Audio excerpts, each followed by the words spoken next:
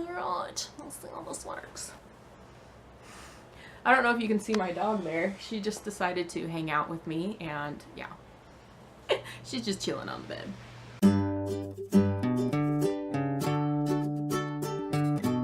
Friends, so welcome back to my channel, or welcome if I haven't seen you before. So today I thought it'd be kind of fun since this summer has flown by and I'm finally getting some time to film. So I thought it would be kind of fun since, of course, we're right in the back to school swing of things. I thought it would be kind of fun to do a little fun film that is back to school. I'm actually going to be reading an article from Huffpost, and basically it talks about how to survive high school. And I thought it'd be kind of fun to read this article and talk about the tips and stuff and kind of my views on it and kind of my feelings on like whether or not I think they're good tips or not. And I thought this would be kind of fun, kind of different. So without further ado, let's get started. Basically this article is written by a girl named Isabel Song, and she basically gave a bunch of tips for people through high school. So, tip number 1.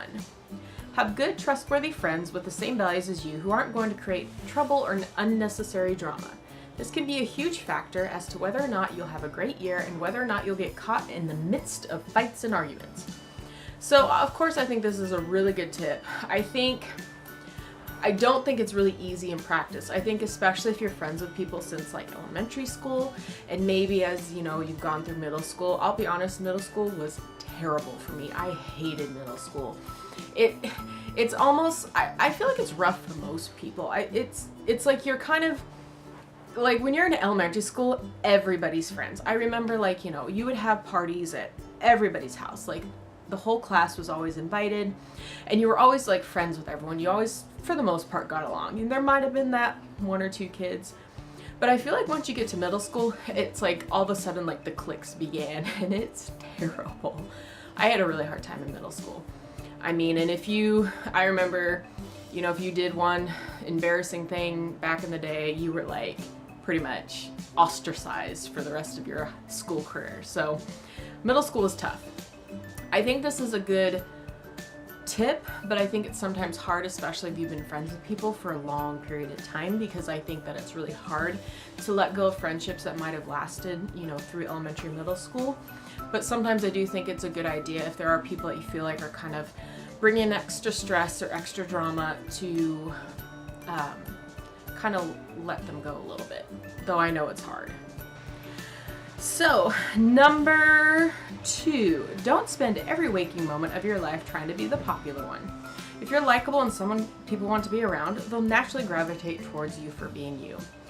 I feel like that's very, very good advice, but I also feel like it's another one that I think it's kind of hard to put into practice. It's okay to care about what people think, but I think the biggest thing of all is you need to make sure that you are true to yourself, I guess. I think a lot of people tend to change in high school to try to adapt to the atmosphere, and I think a lot of people want acceptance, and so sometimes I think you can find yourself changing into people that you really don't want to be. So I guess my advice to go on with that is more so, you know, focus on your schoolwork and focus on doing things that you enjoy and focus on being true to yourself, because I think people will naturally gravitate to that, and I think people naturally tend to like people that like themselves, I guess is the best way to say it. Don't be afraid to approach your teachers. If you're struggling in a class, ask your teacher for help outside of class. Even if you're not struggling but want some constructive advice on a project or an assignment, don't hesitate to talk to them. So I do think that teachers are there to help you. Unfortunately, I do think that a lot of teachers are not the most, how do I put it delicately? Sometimes they don't want to help. And if you don't feel like comfortable going to your teacher, maybe see if you can talk to another student in your class, somebody that you know that can maybe help you out with something. The next one, stay confident and don't let others intimidate you. Maintaining your self-esteem and confidence is a sure way of making sure your peers and teachers don't trample all over you, and it's key to feeling good about yourself and who you are. Oh, high school, middle school, so hard to stay confident. I mean, I was a bit of a band nerd in high school, so I definitely had those issues in school with dealing with people that are very that just like to tear you down. I mean, I had a lot of people that just are cruel, and it's hard too, because I feel like bullying is somewhat overblown nowadays, that I think you need to be able to know how to deal with people like that, because in the office place, like, believe me, I know in the office place, you still get the same people with crappy attitudes, and you have to figure out a way to, I guess, learn how to deal with it and learn how to, you know, just let what they say, just ignore it, let what they say kind of go off your back, or whatever what does they say, roll off your back. Because I don't think it's good that, I don't think it's good for you to worry about what people think, but I also think that it's kind of human nature. So I think it's a hard thing to do. So the next one, hold on to who you are and what's important to you. It's easy to leave yourself in high school, but stay true to yourself. So I think that was kind of what I touched on a few points before. Basically, making sure that you're the kind of person that you want to be, and the thing is, if you change for someone else, or if you change for other people, life's a lot different once you get out of high school. I mean, in some ways. I feel like a lot of that stuff that, you know, was really important in high school probably won't be as important after you get out of high school, or school in general. Take me time. Even when there's so much homework, you probably won't get any sleep. Even the strongest students need to take a breather. So I think it's true that I think you should always leave time in your schedule for doing fun things. I did musical theater, and I did band, and I did choir, because those were things that I loved to do. I loved to play instruments, sing, and I loved dancing. So doing all that together in musical theater was like my favorite class of the day. And so I do think that you should try to make sure you're bringing in some good, like, extracurricular activities, because I really think that we can't always be studying, because I think that you get burnt out really easily. So doing fun things is good. So what is this, the last one? No, it's not. Another one. I forgot to count these, so I really don't know how many there are. Stay organized and don't procrastinate. I would say that this is something that I try to do a lot. I was one of those people, though, that I did a lot of my homework at school. I was pretty quick. I was able to get through my classes pretty easily. And I do think that not procrastinating, I'm actually one of those weird people that, like, rarely procrastinated, because I'd rather get my assignments done first. If I had homework, I wanted to get it done out of the way so I can go watch TV or do something later. So I feel like it is a good quality to not procrastinate. So the next one, be kind to people, which I think just goes without saying. I mean, some of these I feel like are kind of like life lessons, you know, always be nice to people, even if they may not be the nicest to you. You know how it goes. This says take the classes at the level you need. If your counselor is seriously campaigning for you to skip a class that you don't need that sounds helpful to you, or don't feel too comfortable moving up, take that lower class if you need it.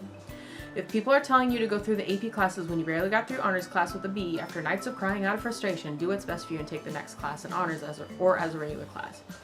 I do think that there tends to be a huge push on, I think that, you know, status has always been status, but I do think that there is something to be said for the academic status. Because I remember whenever I was in high school, and I was one of those kids that, like, I was pretty smart and I could get my stuff done, but I was a terrible test taker. So every, like, honors class that I took a test for, I would always fail by like 2 points. And it was so frustrating. And so I always felt like, though, there definitely is kind of like a, oh, well, I'm in AP classes and this and that. But I do think that I took regular classes and I still graduated with honors. So you can still take, I don't like the idea of, like, in order to be considered a smart person, you have to be in all these AP classes, because they can be really difficult and maybe you're just not ready for that. And it's okay not to be ready for that. And yeah, don't let people push you into things that you may not be comfortable doing. All right, so the next one, know right from the start that high school isn't what you see on TV, and drop your misconceptions as soon as possible. Yeah, so high school is not like an episode of Glee. Well, it sometimes can be. I don't know. I feel like things can get over-exaggerated, blown out of proportion in high school. And the biggest thing that I always reminded myself, and now that I'm been out of school for, gosh, quite a while. I don't want to, like, date myself, but it's been about 10 years. But I've been out of school, and it's amazing how short those years really were. So definitely enjoy it, but definitely understand that it doesn't last forever, and the frustrating stuff that you have to deal with, it's like, it's not gonna last forever. All right, the next one, get involved. This is a great way to meet new people, joining certain clubs and activities. I say yes with a caveat. don't overdo it. I see so many parents nowadays, or even kids, that are like going till 9, 10 o'clock at night because you have to have all these extracurriculars, you have to have all these clubs, you have to have all this.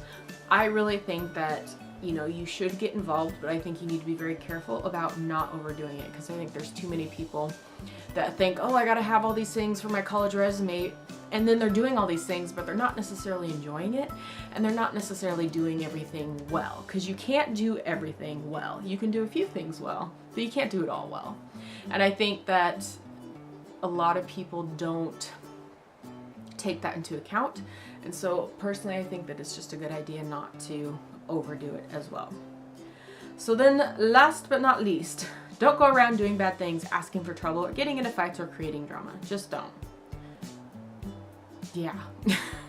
I mean, it's like, I don't think people actually set out to do that. I think people just kind of do that, and it just is what happens. So those are the tips on how to survive high school from Huffington Post.